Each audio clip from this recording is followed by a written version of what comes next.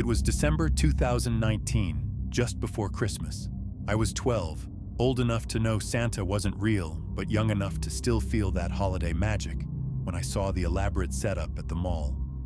My mom had taken me and my younger sister shopping for last-minute gifts. The Santa display was impressive, a winter wonderland with fake snow, twinkling lights, and a massive red velvet throne. But what caught my attention wasn't Santa. It was his elf. This guy looked like he was in his 20s, dressed in the typical green outfit with pointed ears and jingle bells. He was taking photos with kids, making jokes, really playing up the character. All the parents seemed charmed by how dedicated he was to the role. "Want a picture with Santa?" Mom asked, but I shook my head. Too old for that. That's when the elf approached us. "Hey there," he said with this overly cheerful voice. "You look like someone who'd be perfect for our special behind-the-scenes tour." Mom looked intrigued. "What kind of tour?" "Oh, we show kids how we make the magic happen," he explained, gesturing toward a door marked "Staff Only" behind the display. "The workshop where we prepare the gifts, test the camera equipment. Very exclusive." My sister's eyes lit up, but something didn't feel right to me. Real mall employees didn't usually offer random tours to customers. "Can parents come too?" Mom asked. "Actually, insurance only covers children for the back area," he said smoothly. "But it's completely safe. We do this all the time. Your daughter would love it."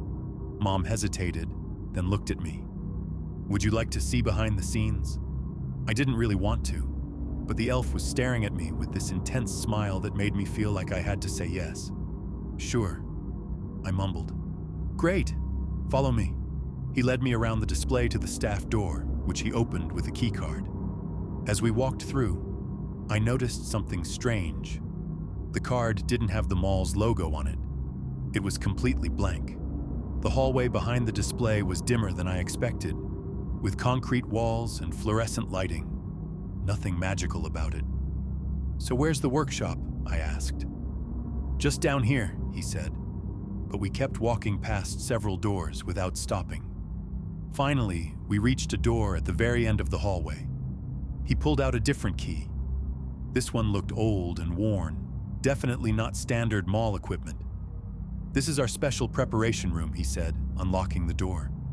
The room was small and mostly empty, with a few folding chairs and some boxes stacked against one wall.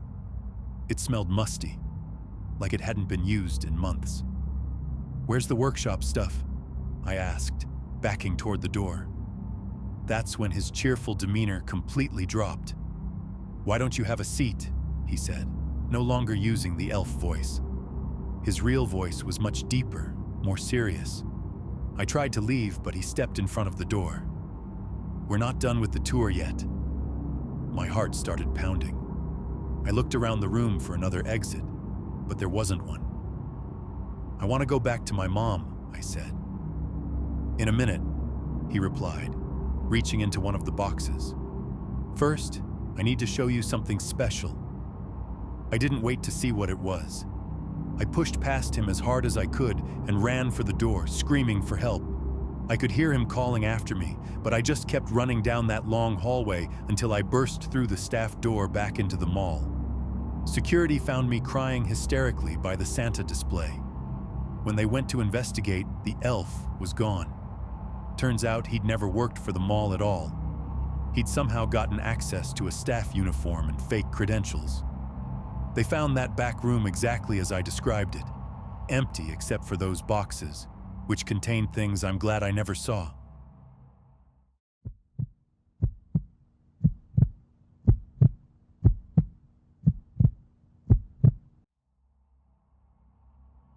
I was 14, staying at my cousin's house for the weekend while my parents were out of town. It was just me and Jake, who was 16 and thought he was too cool to babysit me. Around 8 p.m., we got hungry and decided to order pizza from this local place that delivered until midnight. The delivery guy showed up about 30 minutes later. He looked normal enough, maybe early 20s, wearing the standard uniform. But something felt off about how long he lingered at the door. even after Jake paid him. "You guys here alone?"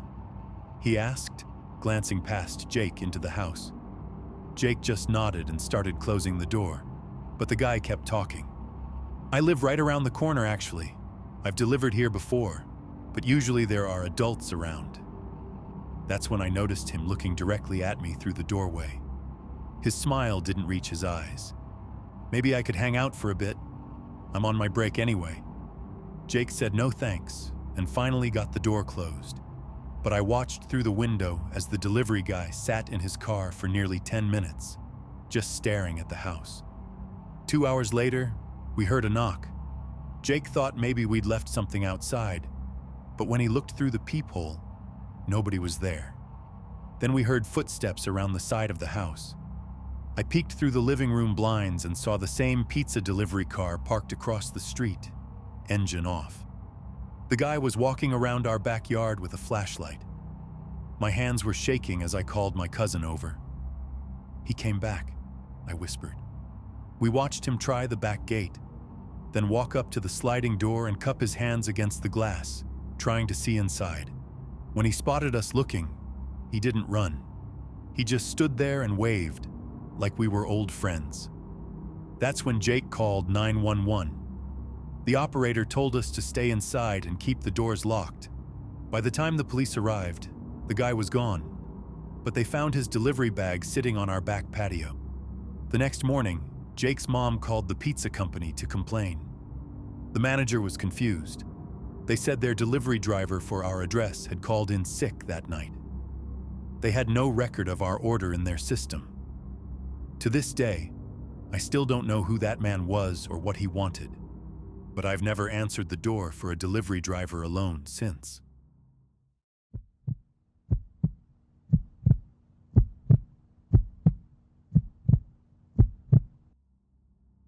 I thought working at a 24-hour gym would be easy money, just checking people in and keeping the place clean during the late shift.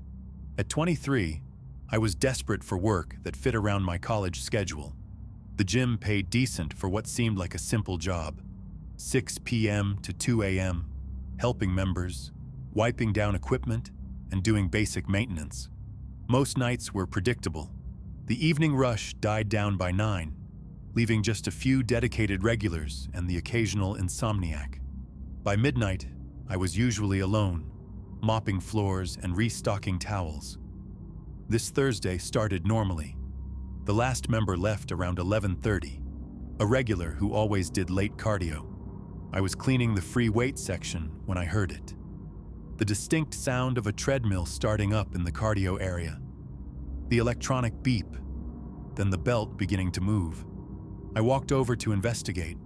All the treadmills were off, displays dark, but I could still hear the rhythmic thud of footsteps on a moving belt somewhere in the room. The sound stopped as soon as I entered. Complete silence. I checked every machine twice. Nothing was running. Maybe the building's HVAC system was playing tricks on me. Old buildings made weird noises. 20 minutes later, I was in the locker room restocking supplies when I heard weights clanking in the gym. Not the random settling sounds old equipment makes, but the deliberate rhythm of someone doing reps. My stomach dropped. I crept toward the weight area. The gym was empty, but one of the bench press bars was still slightly swaying.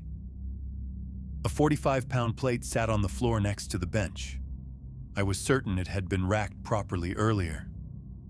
I spent the next hour checking every corner, every storage room, every possible hiding spot. Nothing. The security cameras showed only me, moving around like a paranoid fool. But when I reviewed the footage from earlier, I found something that made my blood run cold. At 11:47 p.m., a figure appeared briefly in the corner of one camera frame, just a shadow moving past the edge of the shot. I quit the next day.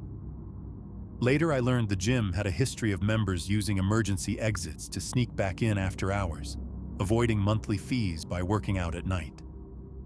I still wonder if that's all it was.